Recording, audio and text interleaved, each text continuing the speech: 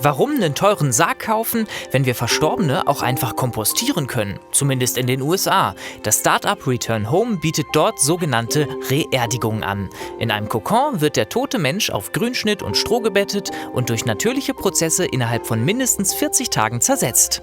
Wenn wir fertig sind, bringen wir dir die Erde und du kannst sie nutzen, wo und wie du willst. Auf TikTok wird die neue Art der Bestattung gefeiert. 5 Millionen Likes hat ein Video der Firma. Wären Reerdigungen vielleicht auch was für uns in Hessen? Wenn ich einen eigenen Garten hätte, dann könnte ich mir das vielleicht noch eher vorstellen, da einen Bezug zu entwickeln.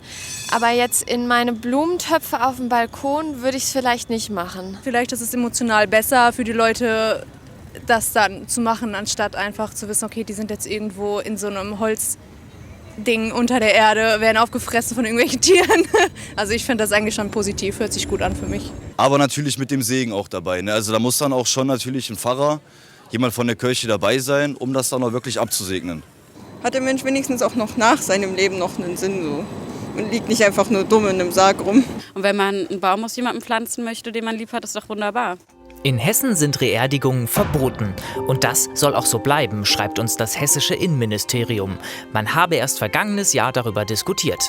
Diese neue Art der Bestattung steht der im Gesetz verankerten festgeschriebenen Totenruhe entgegen. Auch beim Bestatterverband Hessen wird seit einiger Zeit über Reerdigungen diskutiert. Der Vorsitzende Dominik Kracheletz findet den amerikanischen Trend zwar spannend, sieht aber ein Problem.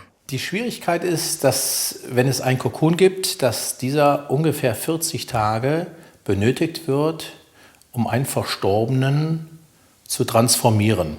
Wir haben aber täglich Sterbefälle, das würden wir gar nicht schaffen. Wir müssten ja zig Kokons haben und die müssten ja überall verteilt in Hessen stehen. Ich glaube, das wird noch eine große Herausforderung.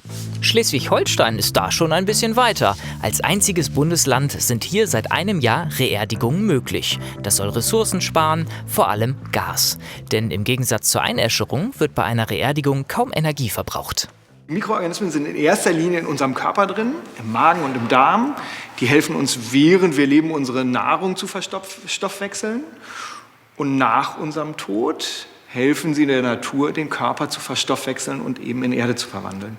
Natürlich sind hier drauf auch immer Mikroorganismen drauf, aber es ist nichts, was wir irgendwie künstlich dazugeben, sondern nur das, was natürlich sowieso auf dem Stroh oder auf dem Heu vorhanden ist. Anders als in den USA kommt die entstandene Komposterde allerdings zwingend auf einen Friedhof. Den eigenen Garten mit der Erde Verstorbener düngen, das bleibt auch in Schleswig-Holstein verboten.